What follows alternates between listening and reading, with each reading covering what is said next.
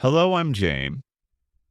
Today, I'm going to share the exact phrases and expressions that you need to do things in English conversations, like when you want to interrupt someone or you want to change the topic. Maybe when you need to end a conversation and lots of others as well. In fact, I'm sharing 50 useful phrases that will help you in English conversations. All useful expressions that you need to improve your speaking skills and to help you maintain conversations for longer. So I hope you're ready. Let's get into it. Now, a lot can happen during a conversation. Talking about the topic is one important part, but to speak fluently and to speak with ease, you need to have a range of conversation tools up your sleeve. Because there are lots of other shifts and changes that happen during a conversation, depending on who you're talking to, what's going on around you, and whether or not you're interested. Right now, we're going to focus on the tools that you need to move around in your conversations easily and naturally. All right? And if you make it through to the very end of this video, I'm going to share some advanced expressions to help you talk about controversial topics, to help you express your ideas when you know that not everyone's going to agree with you, and you want to prepare them for that. Now, if that sounds a little too intense for you, and maybe you want to start by focusing on simpler conversation strategies about just starting a conversation with someone, then I recommend that you first watch this lesson up here. So, conversations are always two-way, right? That's what makes a conversation. So, as you give your opinion or you share something, it's always nice to invite the other person's opinion, right? And this is a really important strategy to help you extend your conversations, asking for other people's opinions. So, what do you say when you're asking for other people's opinions? Well, quite simply, you could ask, "Do you agree?" Very basic. It's quite a closed question. So, what about if you opened up that question to get a more interesting answer? What do you think about that? What's your opinion? Or how do you feel about it? If you want to make it a little more polite, you might say, "I'd like to hear your thoughts on that," or "I'm interested to hear your opinion about this." And more formally, maybe if you were at a meeting at work, you might ask, "Would you like to add anything?" This is just, a nice sort of polite way of inviting other people into the conversation to share their opinions. So, what about what to say when you want to interrupt, when someone else is talking and you want to interrupt them?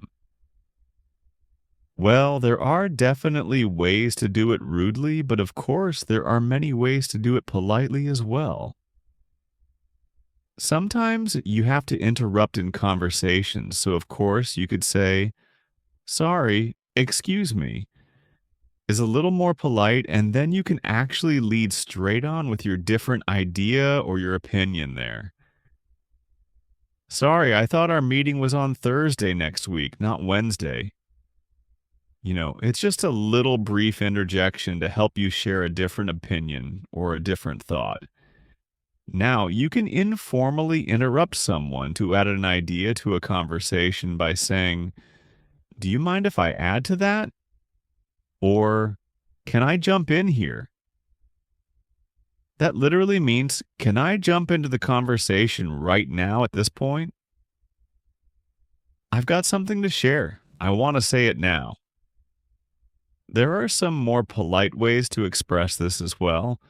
You might say, "Sorry to interrupt, but I've got something to say," or "Sorry for interrupting." Now, there's not a lot of difference between those two. I would just say that "sorry to interrupt" is probably used more when you're speaking directly to the person that you're interrupting. Then, maybe if you're stepping into a room full of people talking, a meeting room, or something like that, you might say, "Sorry for interrupting. I just needed to share something with you."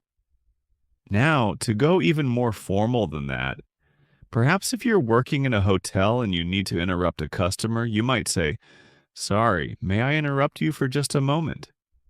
Or, "If I may interrupt you for a minute, I'd like to share something with you." Okay, where was I? That was a good example of what to say when you've gone off topic. If you go off topic, it means that you started talking about something. So, for example, apples. But while you were talking, you started to talk about something else. Maybe you got distracted or you got excited and went off telling a different story. Or even the other person that you're talking to has gone off topic and you're thinking, how on earth did we end up talking about potatoes? You've got to get your conversation back on track, right? And it really is just that simple shift in the conversation. So here's how to do it. So, anyway, getting back to my story. As I was saying, where was I? Ah, yes. You can also combine some of these expressions together. So, anyway, where were we? Ah, yes, you were talking about apples. What to say when you think you understood, but you need to double check? These are really important expressions to learn to help you as you're listening so that you can feel more confident about your answers. When you're answering someone else's question, this is just a little check to make sure you're answering it accurately. So, if you didn't quite hear perfectly, you could say, "So, what you're asking is," and then repeat back what you heard. "So, what you want to know is," and then repeat. "Do you mean?" And then paraphrase what you heard. Or you could say, in other words, what you're saying is, this is a really natural part of conversation. Native speakers are not going to care if you ask them to confirm what they said because it just makes it much easier to continue the conversation, right? If you're working in customer service, maybe at a hotel or at a restaurant or something like that, then using the verb confirm is a little more formal. You might say, "I'd like to confirm what you said," or, "Excuse me, can I just confirm that what you said?" Naturally, we agree and disagree with people all of the time, right? And there are so many different ways to do this in English. Agreeing is pretty simple, right? You can just say, "Yes, absolutely," to say that you agree. "I completely agree with you." And we have this really fantastic expression, which is, "I couldn't agree more." I couldn't possibly agree more. I really strongly agree with you. But what to say to somewhat disagree? Now, all of these examples are ways to say that you accept some of the ideas that the other person has shared, but you don't completely agree with them.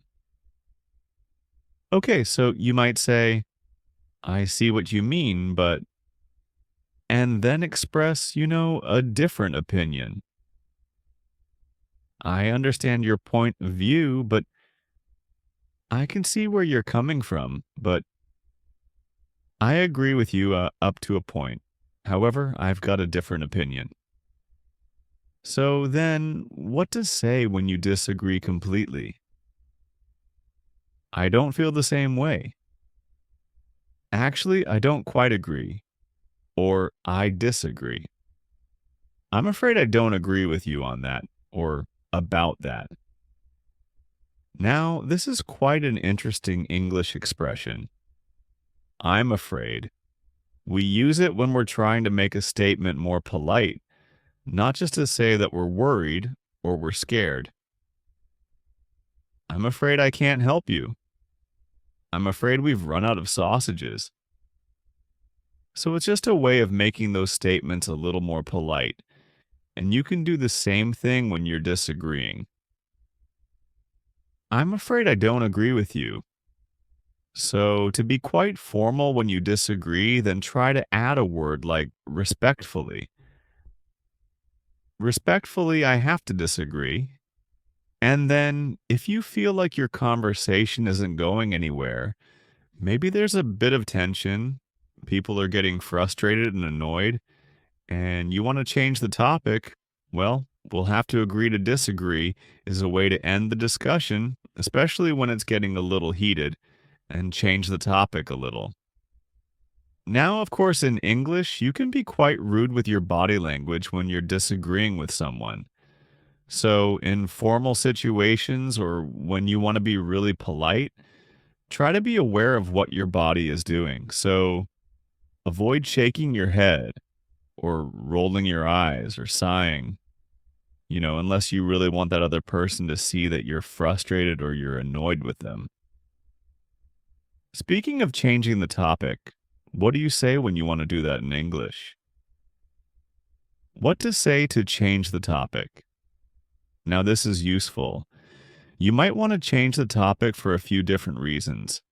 It could be as simple as you've run out of things to say about the topic, so instead of ending the conversation, you can simply change the topic and change direction. That reminds me, or speaking of that, this is a really useful expression or a way of, kind of linking two ideas in a conversation. Speaking about your holiday to Greece, did I tell you that I've got a trip planned later in the year?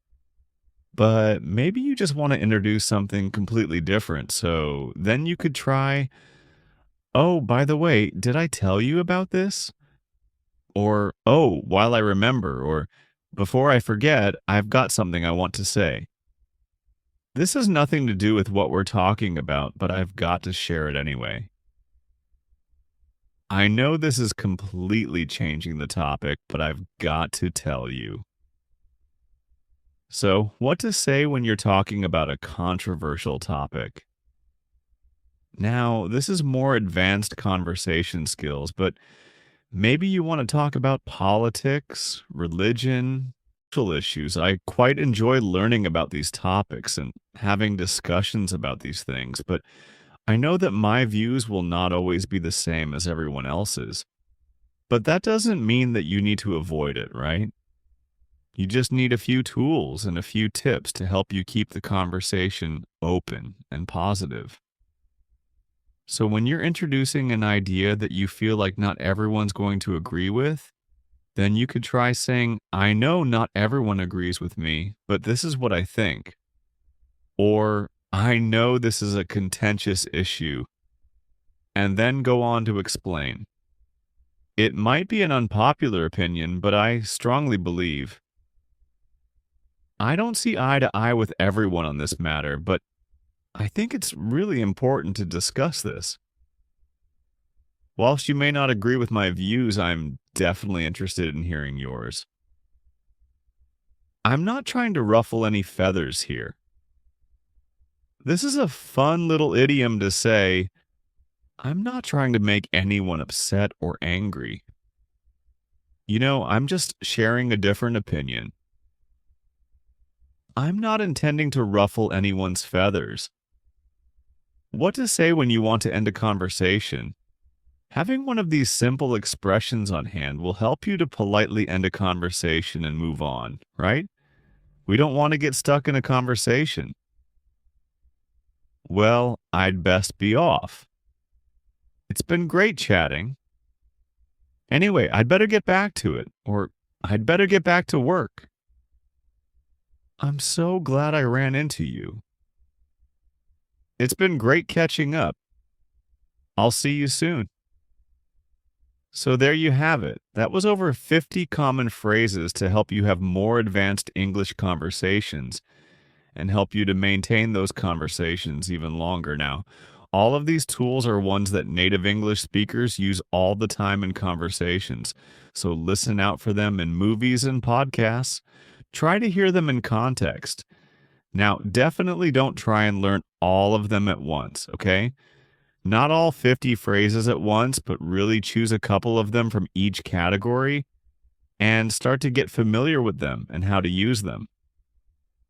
You guys know that you can catch me over on Instagram and on Facebook. and make sure you take a look at the ladies' project too. I've linked to it up here. You can catch the ladies' project on Instagram as well, and as always, you can keep practicing with me right now, right there in that lesson. Lesson number 2. Do you feel frustrated when you get stuck in English conversations? You want to keep your conversation going, but you don't know what to say? Or maybe you freeze because you don't understand them.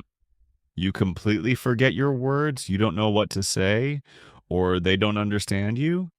I'm James, creator of 24/7 English, where I help millions of English learners around the world develop confidence and fluency in English. Today, I have 30 awesome phrases to help you get unstuck during English conversations so you know what to say and can keep your conversation going. I've also made you a free PDF workbook with all of these useful common English expressions, plus a quiz to help you make sure that you can use them accurately when you speak. The link to download it is in the description below. You'll need to add your name and your email address so that I can send it to you. You can also join my weekly newsletter so you never miss a lesson or a free PDF.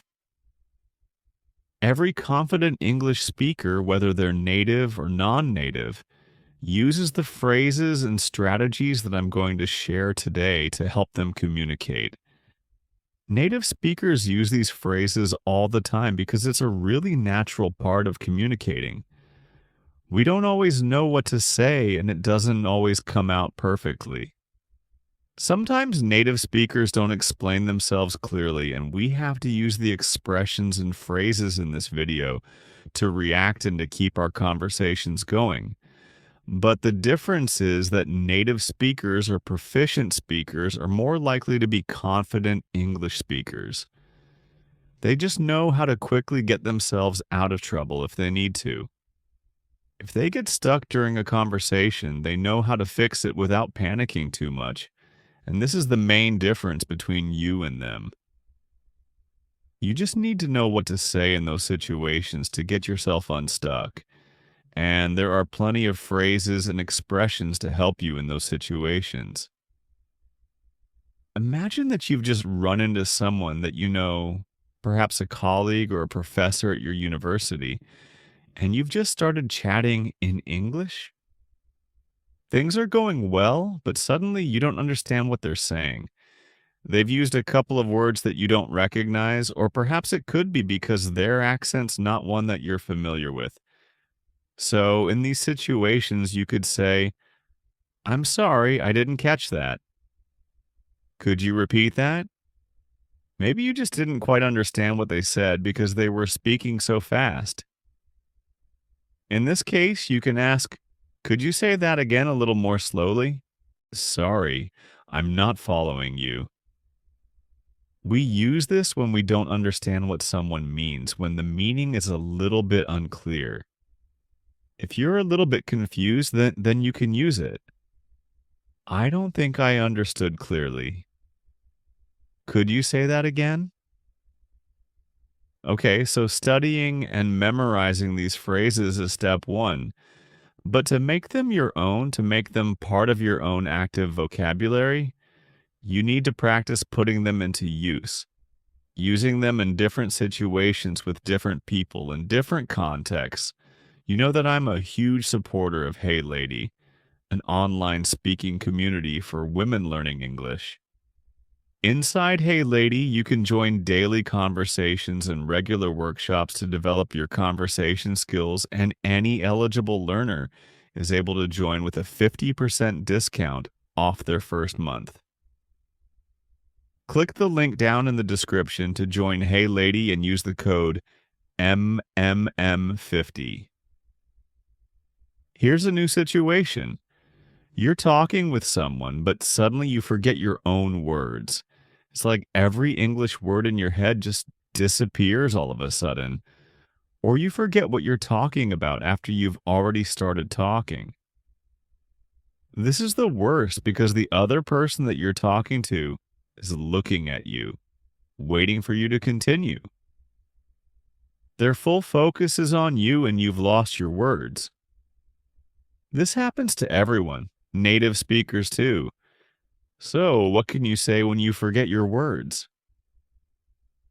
What's that word? It's on the tip of my tongue.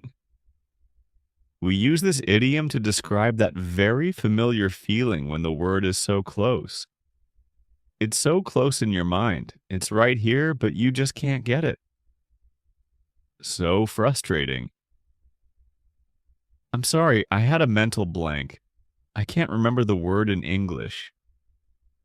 At this point, the person that you're talking to will probably help you to remember or remind you of the word that you're looking for. You could even say, I forgot the English word. Do you know what I mean? Even if you can't find the word, don't let it stop you. Say something like, never mind, and change the topic. Tell me about the new project you're working on. Never mind, it might come back in a minute. This will help you to change the topic and keep moving forward in your conversation. You don't need to get stuck. Sometimes it's not just a word that you've forgotten, but you completely forget what you were talking about altogether. When this happens to me, I just say, hang on, let me start over. Let me try that again. Oh, I completely lost my train of thought. Hopefully, it'll come back to me in a moment.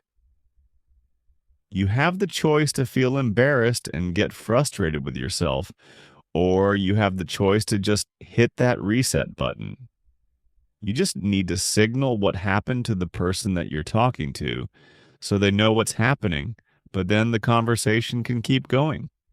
Listen to what I say, but also how I say it. Notice that I'm not taking myself too seriously. I'm using facial expressions just as much as the words that I'm choosing to help communicate what's happening. And this is a really important point. Honesty is really important in conversation. If someone is listening to you speak and then for some reason you get stuck, all of those expressions that we just went through will help you to explain what happened and give some clues to the person listening so that they can help you out. And let's be honest, it's going to happen to you a lot on your journey to English fluency. And once you're fluent, it's still going to happen. Fluency does not mean perfect. It just means that you have all of the phrases and expressions that you need to have successful conversations in English, even when you mess up. There are plenty of times when you just don't know what to say. Maybe because you're not properly prepared. Maybe you've never talked about this topic before, so you have no idea what to say or how to contribute. Or you might need a little bit of extra time to think about your answer. It's not something that you know instantly, and there are tons of things that we say in English when this happens. To be honest, I'm not really familiar with the political situation in Venezuela. If you need a little more time to think about your answer, then try, that's an interesting question. Let me think for a moment. That's tricky. I've never been asked that before. I'm not sure. Give me a second to think about it. Just give me a second to think about how to explain it in English. All of these phrases will give you some extra time, just a few seconds, so that you can take a deep breath, get your thoughts in order, and think about what you're going to say next. If you're in a group conversation, you can even direct that question towards someone else. I need some time to think about my answer. Does anyone else want to jump in? Another really common situation, especially at work, is when someone asks you to share your opinion or your ideas about something, but they catch you off guard. You don't have anything to share with them. Yet, if you don't know what to say in these moments, you might freeze. You might start searching for words, and it feels like every word has escaped your head. You've got nothing to share. So, in this situation, you can try to return the question back to them. I've never thought about that before. What about you? Oh gosh, I've never been asked that before. What do you think? Or even more casually, what's your take? This does two things. One, the other person will start talking, so you'll have some extra time to think about your answer. Two, if you don't really have an opinion or an idea to share about this topic, you'll probably get some ideas from what the other person is saying. They might inspire you to think of something to share or say, or maybe you agree or disagree with something they said, but it's a way for you to keep the conversation going. What if someone asks you something that you're not entirely comfortable with? This can happen in a lot of different situations, and it's okay to not answer a question or not talk about a topic if you don't want to. So, I've got a few phrases to help you explain that you'd prefer not to answer and want to change the topic. I'd rather not answer that if that's okay. For personal reasons, is it okay if we talk about something else? What are you doing this weekend? What if the other person doesn't seem to understand you? You might find yourself in a situation where you're talking, but you notice the other person's face changing. They don't seem to understand you. That's okay. It might be your fault. Maybe you weren't being clear, but it could also be them. Maybe they got distracted or weren't paying attention. So if you feel like this is happening, you could say, am I making sense? Are you following? Remember, we used the word following earlier in this lesson.